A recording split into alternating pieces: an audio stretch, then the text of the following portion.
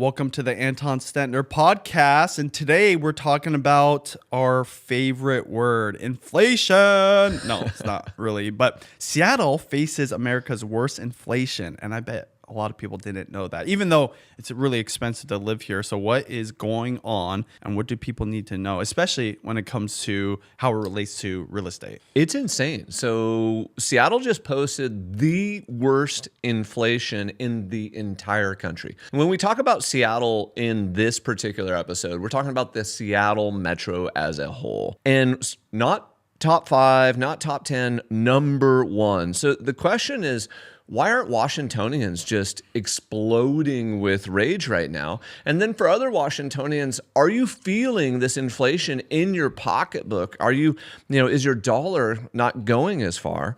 And so while national economists are celebrating that inflation has started cooling, Seattle's middle class is getting obliterated by inflation. So in just 2 months, prices here jumped 1.4%. If you annualize that, that's 9% a year if this keeps going up. So we're going to kind of unpack this data, and this is real data. You can go look at it on the Bureau of Labor Statistics, aka BLS, and a recent report by Wallet Hub. And as we unpack this, as always, we're going to be talking about what does this mean for your money? What does this mean for business? What does this mean for real estate? And what does it mean for your future? Now, what's crazy is I went grocery shopping the other day and I wanted to buy an organic watermelon at our local Hagen's grocery store. And it's one of the first times I decided I am not going to buy this because it was $1.29 per pound. And watermelons are heavy, especially big. Like a good, solid organic one. And it would have equated to like $22 for a watermelon, right?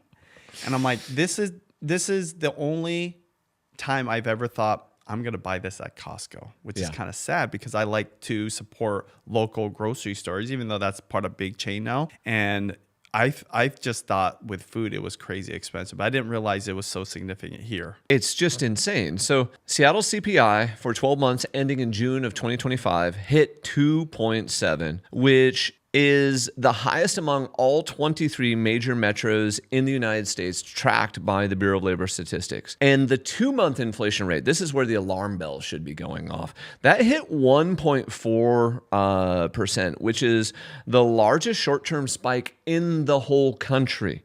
So we're number 1, and we're number 1 in growth. And this isn't just something that's abstract, where we're talking about CPI. This is all genuine cost of living. And so Seattle just essentially hit the top of the scale. Where you were just talking about is where I wanted to go next. The real pain has been showing up in food, energy, and shelter. I want to break that down. Food prices in Seattle were up 4.8% year over year, and energy costs rose 5%, and shelter wasn't that far behind. For our listeners, has it been costing you more to buy groceries? Has it been costing you more to go out to eat? We went out to eat the other day, and I said to my wife, I was like, I don't know if this is worth it right now. This just feels too expensive. We went to a local pizza shop, and of course I have 5 kids, so it's a large dinner, but just a simple pizza dinner for all of us with 1 wine each, right? Which we probably would have loved to drink a little more, but we're just like, that's enough. It was $125. Exactly. For a simple pizza meal, not something extravagant for us. Might sound kind of cheap to other people, right? But we have little kids. I was like, wow. So every time we go out, it's at least $125 really. Same. Literally, we went out and we had Mexican food and margaritas, and it was for 2 people. And it was like 120 something for 2 people. Expensive margaritas. They're expensive margaritas.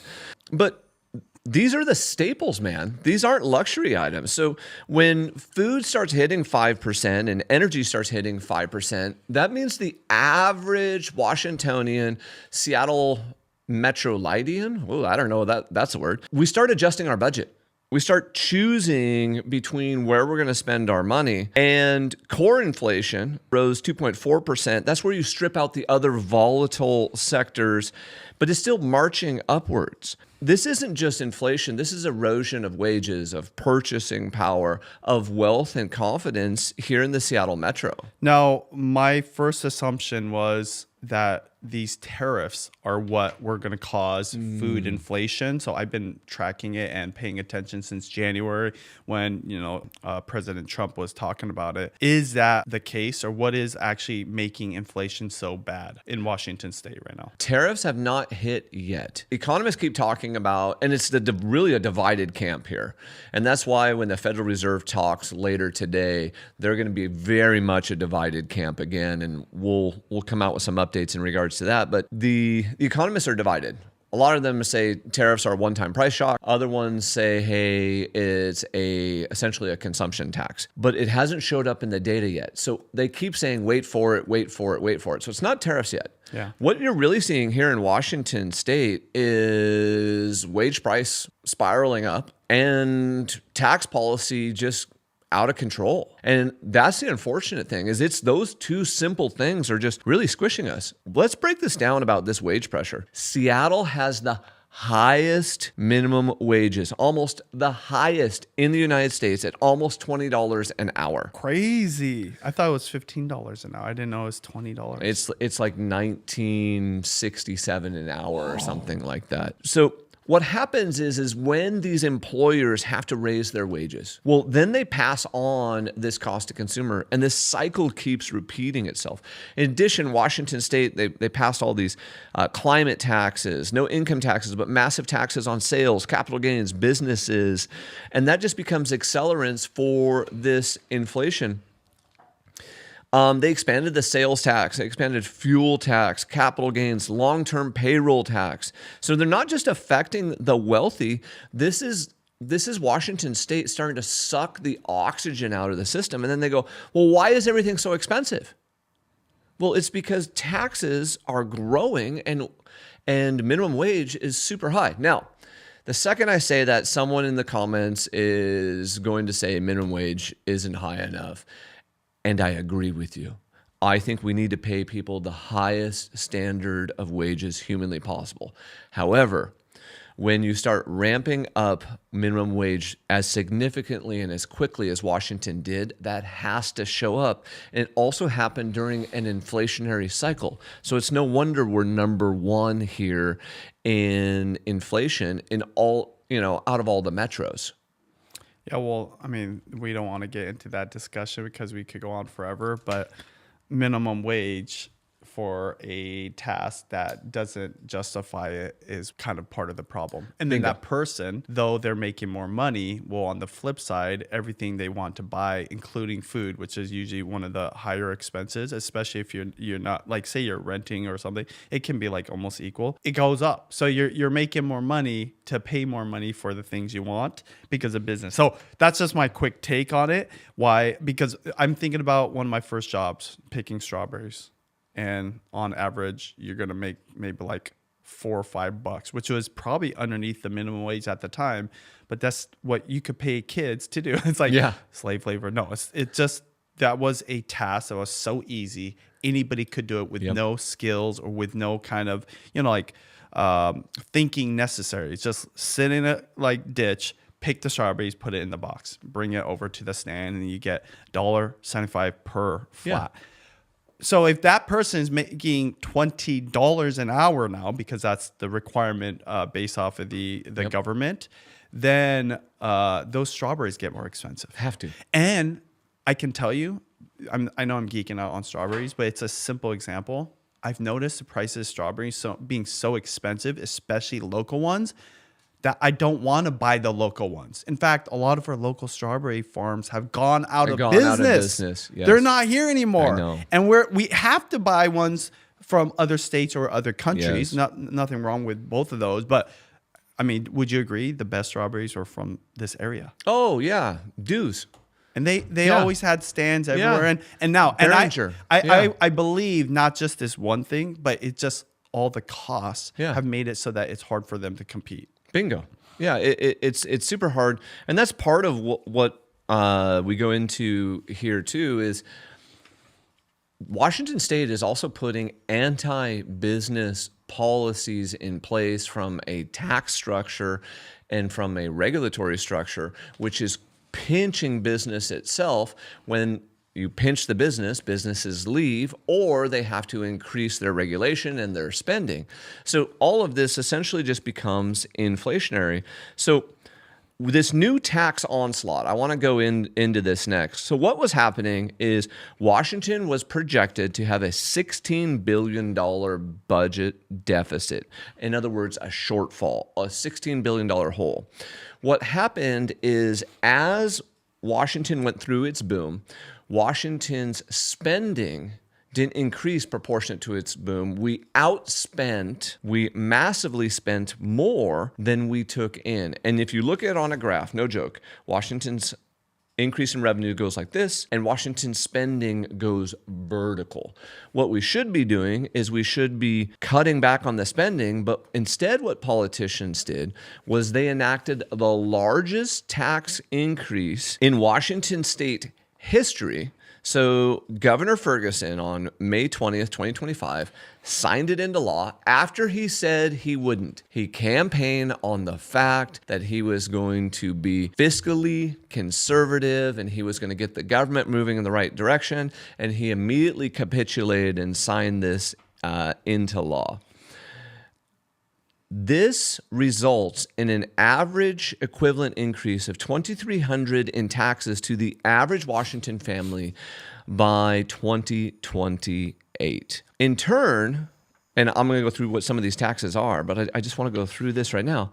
What do you think happened to Governor Ferguson's approval rating over the last, 2-3 months? Probably has gone down. Seen a lot of negative videos about him, and not necessarily like bashing him, just talking about how the policies are affecting a lot of people negatively. Public sentiment, Governor Ferguson's approval, the most shocking numbers. I believe this poll came out last week. The lowest in 30 years, okay? 32% think he's doing a good job. Oh my goodness. While 59% said taxes were the negative driver in his handling of the budget and tax increase. Dun, dun, dun, dun. So voters feel like the answer is, hey, let's just always raise taxes instead of being fiscally responsible. And this is bipartisan. This is Republican, this is Democrat, this is independent. So we're losing trust in our political institutions right now. It's bad. It's bad. Well, what were all the taxes that Washington state passed that are really leading to these problems? The sales use expansion tax, a new 6.5% tax. These are things like Netflix, graphic designers, temporary staffing. B&O tax, that one was raised, I think, 0.58 cents. Now, the 0.58, it doesn't really sound like a lot, but realize B&O is for every business, no matter the size. And so when you hit every business with that, when you hit like a big business like Google or Facebook or Microsoft, this is billions of dollars that all of a sudden show up. 7% tax on capital gains over $250,000. Well, that's driving rich people, out of Washington state. So the founder of Amazon, Jeff Bezos, moved to Miami, so he would be able to avoid this capital gains tax. And then our motor fuel, or AKA our gas tax, was increased 6 cents. So as of Wednesday, July 30th, the national average for a gallon of gas was $3.14. And Washington State's average was $4.39. And 55.4 cents of that is just taxes here in Washington state. That's insane. It's so high that anytime I'm driving by the reservation, I just pull into the reservation and fill up. Oh, really? Because they don't charge the tax. Wow. Is that gas over there less than Costco? Oh, yeah, way less than Costco. Oh, I didn't know that. Yeah. Oh, I might have to go over there. Yeah. I just told you my secret. Which gas station specifically? No, you can hit any of them. Literally, Which you can one? hit the one on 4th, the one on 116th. After I-5? Yeah. Okay, I'm going over there for sure. You can also hit the one up there, that exit big one. 210. Yeah. Yeah. Okay. All right there. Yeah, those are all the close ones. But moral of the story is there's also a federal fuel tax of 18.4%. So Washington state citizens pay almost 74 cents a gallon just in taxes. This is the third highest, right behind California and Pennsylvania.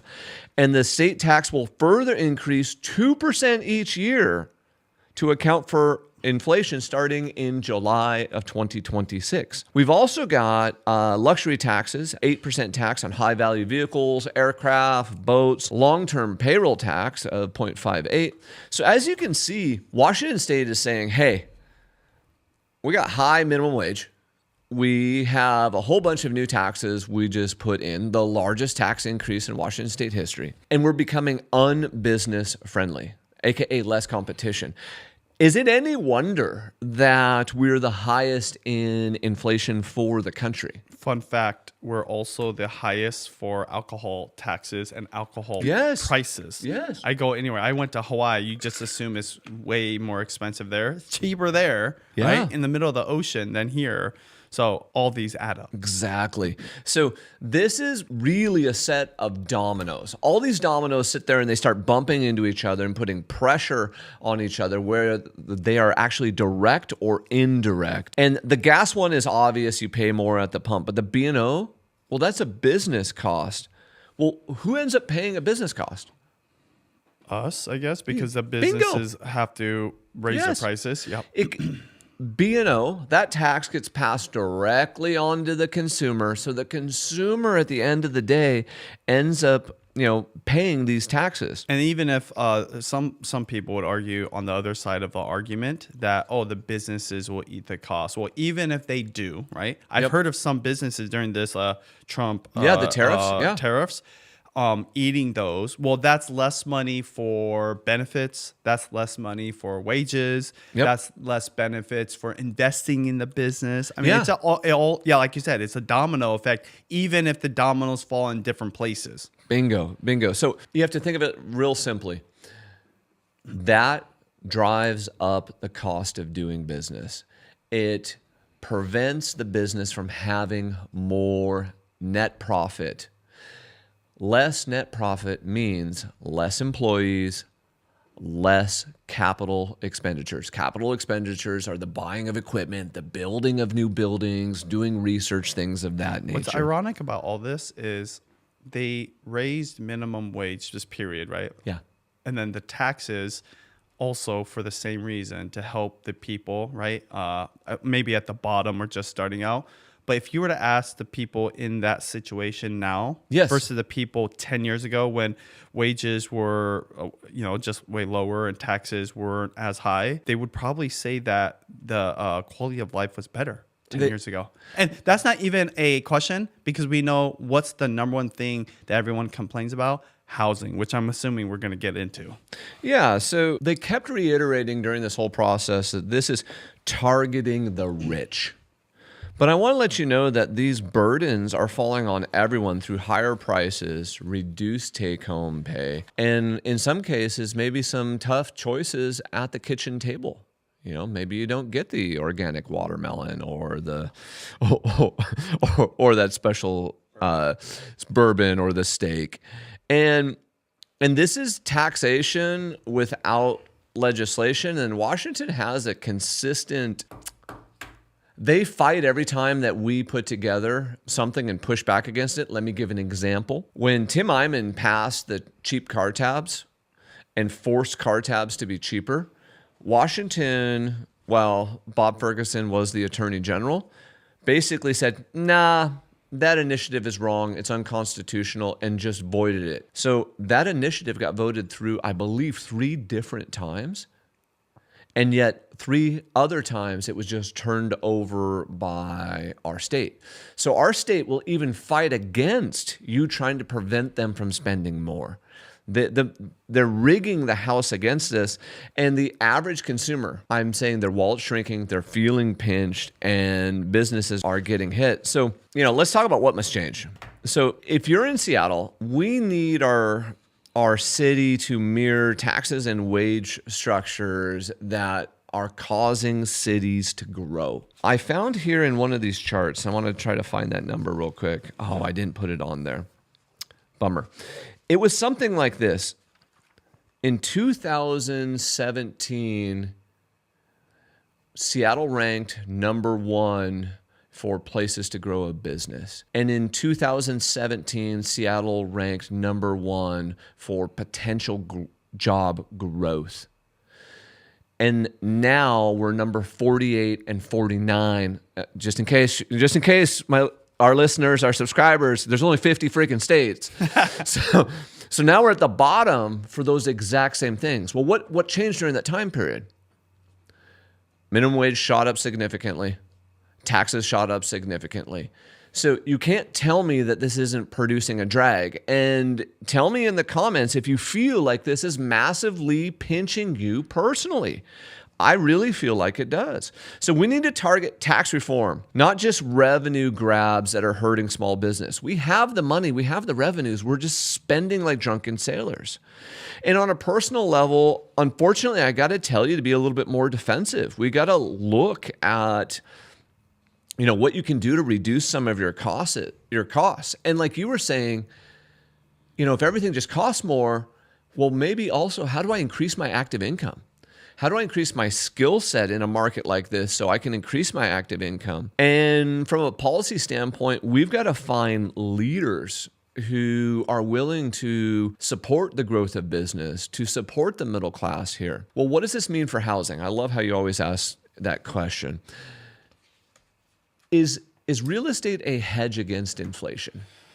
Well, it's kind of become that a little bit. It's always been that. Yeah. Because it's a commodity, right? And so if the Seattle Metro is seeing some of the highest inflation, what do you think is going to happen to rents and home prices? It's going to go up. Bingo. And the thing is, it seems kind of backwards because your home should just be your home, not necessarily an investment. Shouldn't even have to be a hedge against inflation, because if that's the case, then you need a home to hedge against inflation. But what's the problem right now? Less people are buying homes, yes, and can even afford to buy a home, even if they want to buy that hedge against inflation. So, and that's your number one cost in life. So if you say rents go up, which they are, it's just crazy what my neighbors charge for rent. Yeah. And people actually move in, you know, and have to pay it. Well, then they're going to be less likely to be able to own a house, and that hedge is not going to happen for them. So then they get hurt even more. Yeah. And renters, I mean, I'm not saying all renters this, but most people that rent because that's what their income justifies for them to be able to do at that time for whatever reason. So it hurts them the most. Yeah, because this inflation hurts the bottom income bracket the absolute most. It doesn't hurt the top as much. So one thing that people should be thinking about is inflation will continue to push rent and home prices higher. Right now, because rates have stayed higher for longer, and they've been in the mid to upper sixes, most of it. And even though the Federal Reserve is probably going to talk in like 15 minutes, we already know the bet. The bet is they're not lowering rates today. What it means is that deal season still continues right now. We're getting good deals for our buyers, for our investors. I just had a conversation with a wonderful woman, and we went over and we looked at her property, and I said, hey, do you want to make these repairs? And she said, no. I said, so you want to sell it as is? Yes. And I said, what are you going to do with the money? And she said, I don't know. I don't want to get the money. And I said, what do you mean? And she goes, I'm considering owner financing this property. I said, would you consider owner financing it to me? And she goes, I absolutely would. I said, how much do you want down? She said, I think 10% would be reasonable. So I'm kind of dumbfounded. I go, because a bank is going to want 20%, 25%. So I said, okay, that seems pretty reasonable. Why? I want something that's just giving me a monthly check because everything is so expensive and I don't want all the money at once, so I don't have to pay a bunch of taxes, and I just want a check coming in. I want the security of the check. And I said, ma'am, we will make that happen for you. I'll get you an offer later today. That only happens when the market's not perfect. That only happens when people don't have full faith and trust in what's happening around them. We are still in the middle of deal season. It's going to continue for the rest of this year. The Federal Reserve, it looks like in September, is probably going to, start the rate cutting, but don't expect rates to drop significantly. The market will remain pinched in the Seattle Metro until 2026. Also, that means for your builders, for your developers, guys, gals, this is a great time to start packing the pipeline for 2026 and 2027, because most likely we will be in a better rate position and there is less permits coming. So as usual, I'm very excited, even though the market's not perfect today. For the seller who needs to sell, you should probably do it now versus this winter, or you might want to wait till the spring. For the buyer, it's hunting season. I get out there, whether you're on the investor or the first-time home buyer side. And for those of you that are renters and you're thinking, I want to get into the property ladder, my recommendation is go chat with a lender, figure out what it's going to take. And even if they say, you know what, this is going to take you 2 years, and you sit there and you make a plan and work the plan, you will make it. Over the last 20 years, we've had hundreds of people come to us and they thought they could never own a home, and they end up owning a home. And what's interesting, Benji, is sometimes people end up owning multiple of them. We had one client who now owns 3 properties, and he believed he would only be a renter his whole life. And he didn't make phenomenal income. And it took him it was a long time. Dude, I want to say it was like 2.5 years to get into that house. But he did what was necessary. And so out here in the good old land of Seattle, inflation is overheating. And no one's reaching for the fire extinguisher. And it's the fault of our politicians. It's the fault of tax policy. And we've got to get this under control. So hit that subscribe button if you guys want to just talk about what's happening in our metro and you want no BS economic insights into what we're seeing. And let me know where you're feeling this in your budget. Is it the organic watermelon? Is it the bourbon? Is it the rent? I want to know how other people are seeing this. And we'll see you guys in the next episode.